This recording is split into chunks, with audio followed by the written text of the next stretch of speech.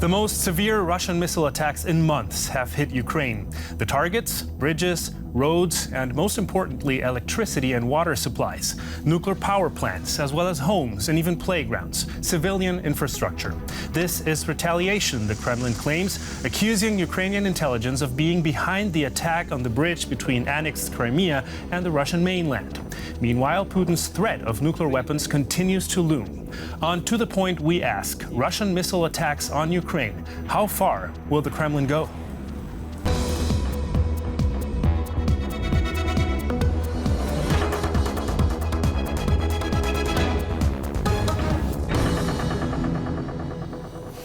Hello and welcome to this week's To The Point. I'm Javier Arguedas and I'm very glad to join the To The Point team starting today. Now, what I love about this show is that I'm never alone. I'll always be joined by distinguished guests. Let's see today's lineup. It's Alexandra Filippenko. She's a Russian analyst working for the Institute for the US and Canada Studies, currently based in Vilnius, Lithuania.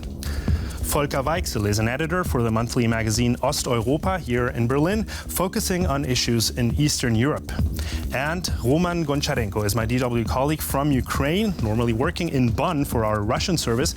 I'm glad to welcome him here personally in the studio in Berlin. To all three of you, thank you very much for joining us and welcome to this week's show. Now, I'd like to start by assessing the recent developments in Ukraine, especially those massive attacks that we saw on Monday. Ukrainians, of course, have been dealing with Russian shelling for months now, but I'd like to start with you, Roman, just to understand what's going on. This attack seemed to be different. What have you heard from friends and family?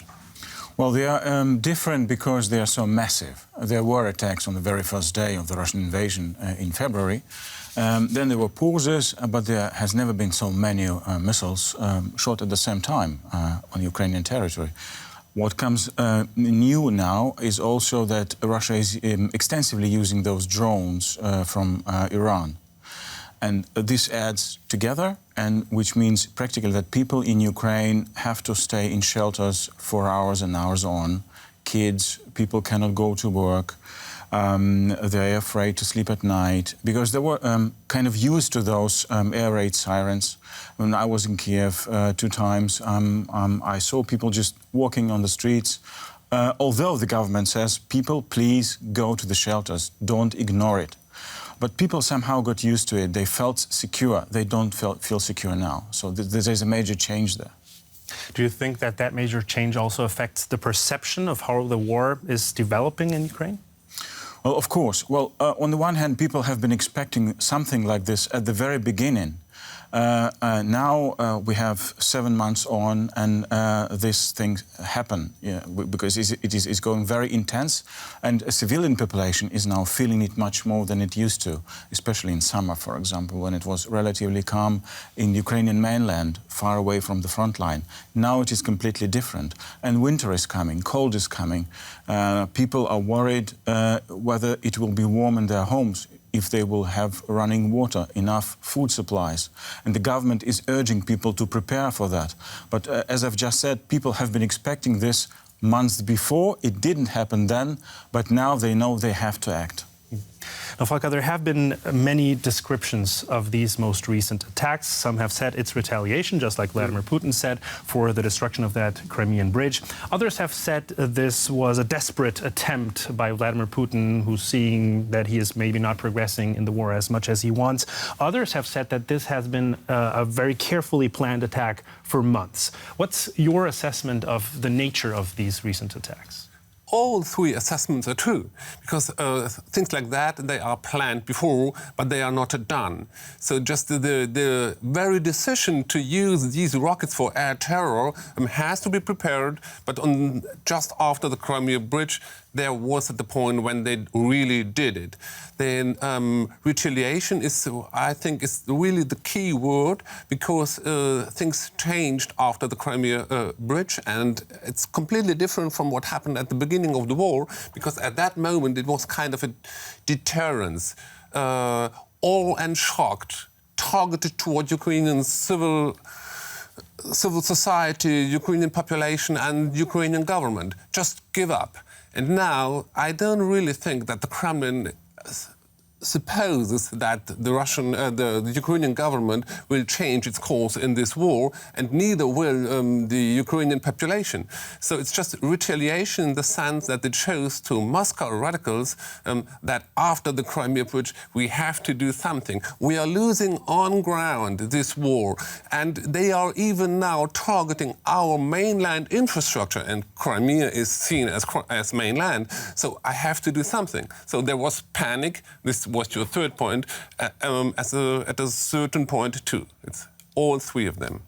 And it was also very important from the perspective of the narrative that we've seen from this war, Alexandra. Putin certainly needed to change the way the Western media is reporting, the way people are talking about his advance in this war. What's your impression about that change of narrative? Did he succeed in changing that that storyline, if you will, that Ukraine was progressing, that they had actually repelled Russian troops from vast parts of the occupied land? Was that successful in that sense? Well, looking inside Russia or from Russia, from the outside, if unfortunately I watch some of Russian television, I have to know what they are saying. But I must say that inside Russia, Vladimir Putin and the Kremlin generally, they can say that they've won right now. That's the power of the propaganda. And it's a good thing that they cannot change the narrative of the outside world, of the free world. They cannot change the narrative in Europe or in the United States, and because people are seeing what is happening in Ukraine, and they're seeing civilians being targeted. And that is very important. And me being from the Institute of US and Canadian Studies, of course, I'm worried, I must say, about the American elections, about the elections in Congress. And that's what I've been seeing recently from Republicans, from Fox News, from right-wing media, is the change of narrative. But I don't think it has anything to do with the Russian, there's no advance, so I cannot say advance, from Russian way of waging this horrific war. So this is the whole other question. But thankfully, for now, President Putin and the Kremlin, they can only control the narrative inside Russia, and they're extremely successful in that. And since most Russian media is prohibited in Europe and in the United States, that is why they cannot change the narrative in Europe and the United States. And that is something that I was happy to see. But don't you think that the perception, even here in the Western countries, if we will, was that until now, there were like fights going on in different parts of Ukrainian territory, but that Putin actually showed that he can massively damage Ukraine in one day, basically pushing a button? Yes, that's true. You're absolutely right. And this idea of the fact that, oh, it's a war somewhere far away from European borders. No, it's happening in the center of Europe, basically. It's happening very close to everyone's borders, and Kremlin is dangerous for Europe. So that is one of the points. But I don't think that this way he changed the narrative in a good way for the Kremlin. I think he just showed that Kremlin and Kremlin's politics is quite dangerous for the whole world. So in this way, yes, I think it changed. And the fact and the way Europe and the United States were fast to act to help out Ukraine, this shows that people are listening right now. People are listening also within Russia, Roman. We already mentioned the hardliners, if you will, in Moscow that were pushing for more severe attacks, some even saying Russia should do this every single day. Did Vladimir Putin at least then succeed in convincing the hardliners in Moscow that he is going on or continuing this war in the way they prefer? Well, the hardliners that we have access to, I mean those who write everyday bloggers on Telegram or other social media channels, they are drinking champagne, of course, so they are very happy. The question is how long? Yeah. And this is a big question because we are discussing how many missiles Russia has left. For how long can Russia sustain such attacks on Ukrainian civil infrastructure? And what they are pushing for is a major offensive. So they say we have to use this moment that we have now. We stopped the Ukrainian counteroffensive, which started in late August and then was very successful in early September in the north of Ukraine. So Russians claim now we managed to stop that. We managed to stop that in the south. Now we have to push forward. They claim nearly every day that they have retaken maybe some smaller villages or territories. Ukraine then again says we have. So it is a very dynamic situation.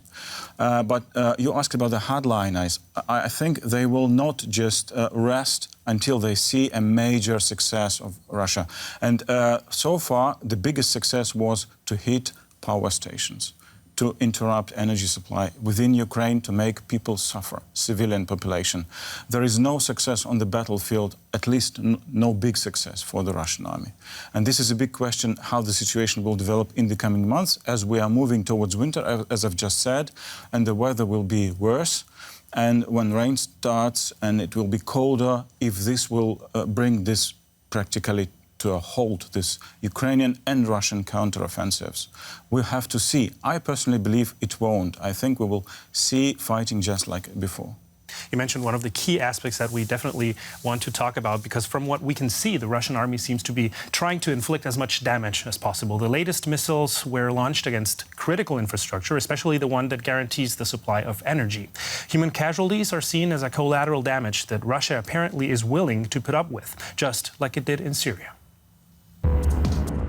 The 19-kilometer Kerch Bridge was attacked and damaged. By whom is still unclear.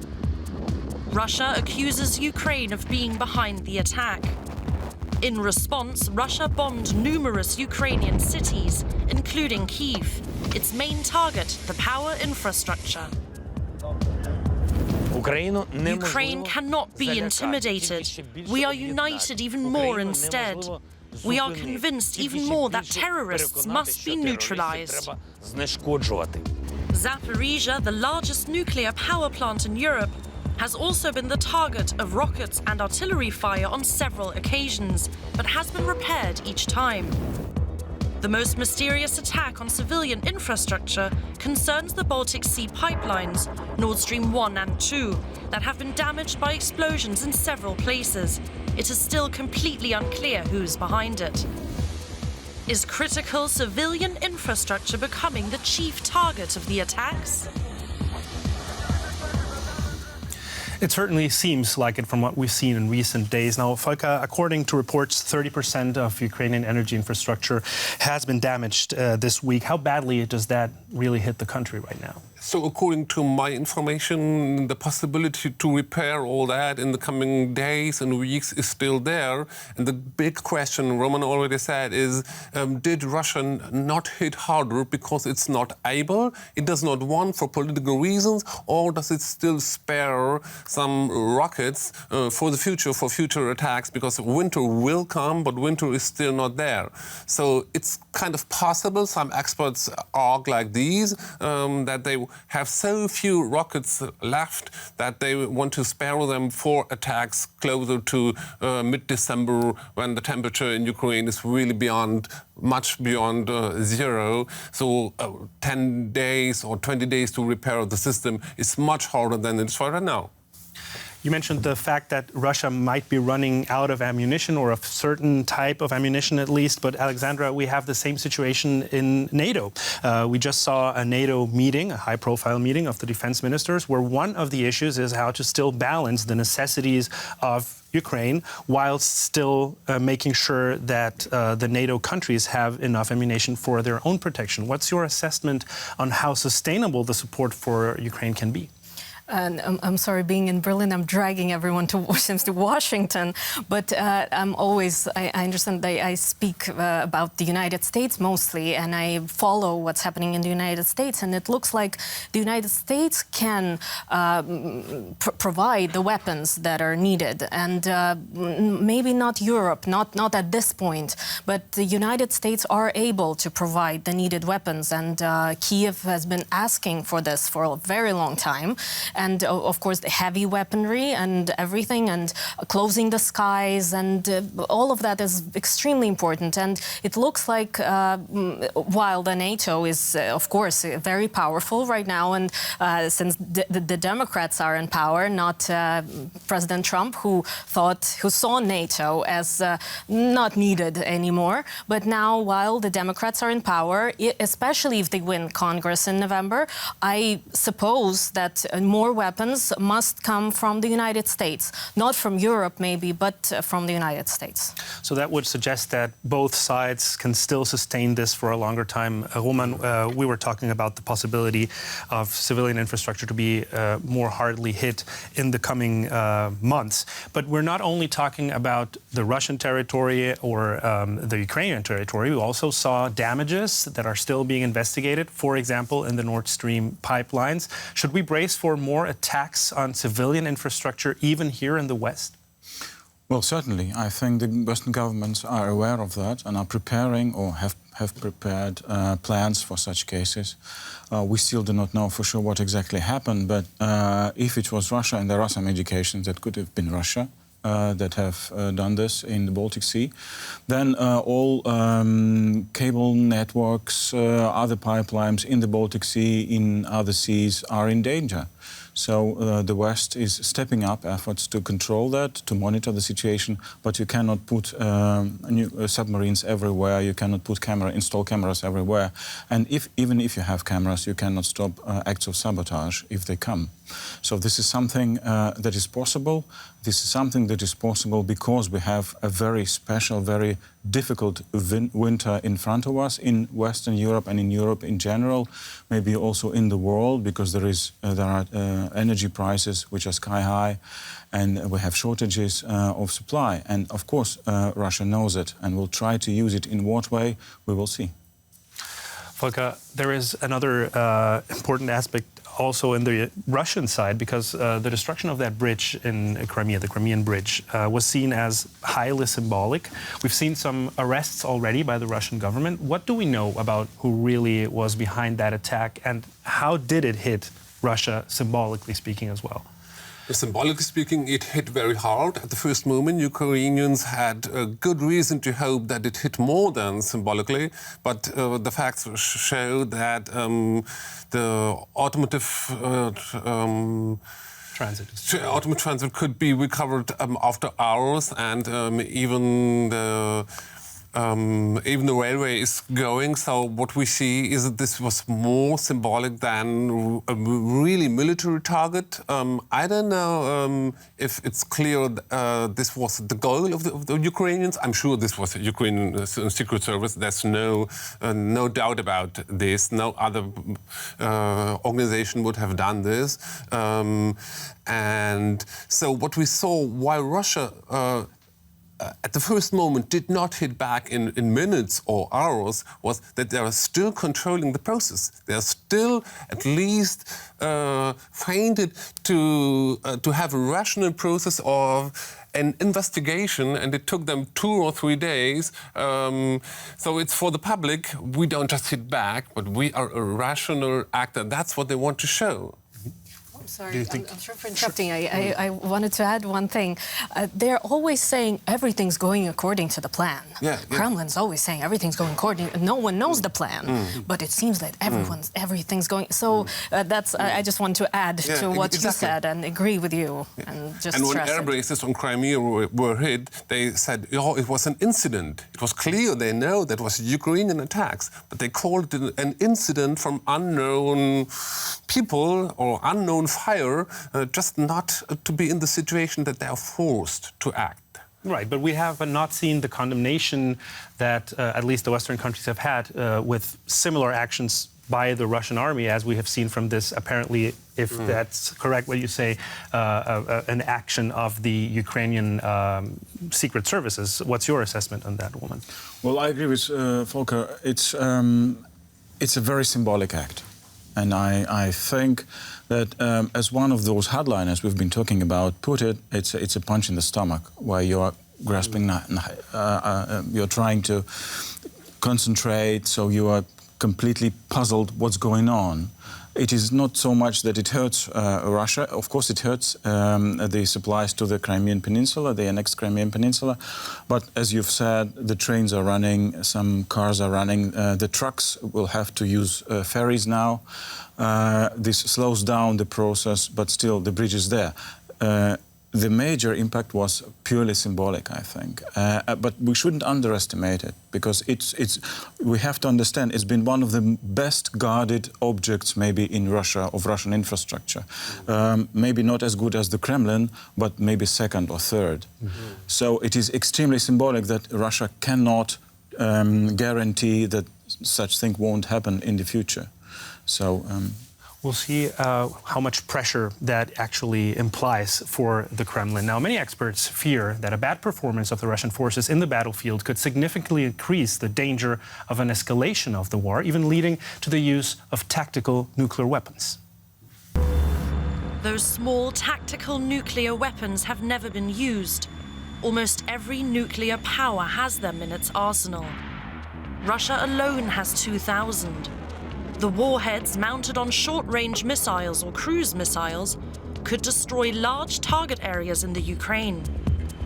Russia has repeatedly threatened to use nuclear weapons in its war of aggression. If there is a threat to the territorial integrity of Russia, we will use all available means to us. I'm not bluffing. It didn't take long for the US president to respond. While avoiding talk of a red line, Biden compared the situation in the Ukraine war to the Cuban Missile Crisis of 1962, when the world came closer than ever to the brink of a nuclear war. Biden warned that using tactical nuclear weapons could lead to Armageddon. Will Putin use nuclear weapons against Ukraine, risking war with the West? That is the big question no one really wants to talk about. However, we do have to ask those questions. Alexandra, we just saw the comparison to the Cuban crisis of 1962, regarded as the last showdown between the US and Russia regarding nuclear weapons. How similar or different is the situation we are in now?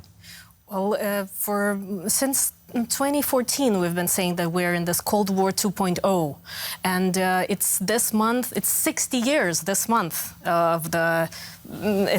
I don't congratulate anyone, but it's 60 years since the Cuban Missile Crisis, exactly now. So, of course, it's extremely symbolic that now we're back, and we're talking about nuclear weapons. For now, the White House and President Biden and the Democrats are very worried about the use of tactical nuclear weapons, but they're saying that there is a possibility even of the nuclear Armageddon. But I must say that right-wing Democrats and Republicans and a lot of other American politicians are saying that White House shouldn't use those words, and President Biden is only using it because he needs to get more money for the Democratic Party, reminding everyone that it was President Kennedy from the Democratic Party who saved the world. And so that it might have something to do with American elections, of course, although, as Kiev has said many times, and the whole world is saying that we should be aware. We should really look at what is happening in Russia. But again, different opinions, different people, different opinions. But I'm optimistic. Maybe I'm too optimistic, but I'm hoping that there won't be any use of tactical or even tactical nuclear weapons. Hopefully, I don't know. But again, everyone should be on alert, of course, knowing the Kremlin and President Putin. And military services certainly are. Woman, we don't really know the processes behind actually using nuclear weapons this day right now. But do you think there's still this back line where military experts, for example, are still in contact beyond what Putin and Biden specifically can say or discuss? Well, they have those contacts were there before Russia invaded Ukraine. You remember, I was there in Geneva just a year ago, where President Biden and President Putin met and decided that they would resume talking about strategic issues, about maybe reduction of nuclear weapons, and it all seemed very optimistic. Just half a year later, Russia invaded Ukraine, and we can completely forget what's been agreed on at that time. I think there are still contacts on the military level about those issues, nuclear weapons, but on the other hand, at this moment, I would say the danger of Russia using tactical nuclear weapons against Ukraine is relatively low, because Russia is trying through that mobilization, getting more soldiers to fight on the battlefield, just a conventional war. I think through that Russia is trying to regain the initiative, and we will see that in the coming months. Brief yes, no question. Do you share that optimism? No, I really don't, because it's not low, it's not high too, but if the mobilization is successful, yes, but this would mean that Russia still is able to destroy Ukraine by conventional means. But if this is not the case, then the possibility of the use of a tactical weapon is really, really high, and you can't compare it to the Cuban situation. We would have to discuss that in a further show. That's all we have time for right now. Thank you very much to all three of you for joining us. Thank you for watching. And remember that you are always welcome to comment on this show and all our programs in our YouTube channel by searching for To The Point. I'll hope to see you next week. Until then, take care and goodbye.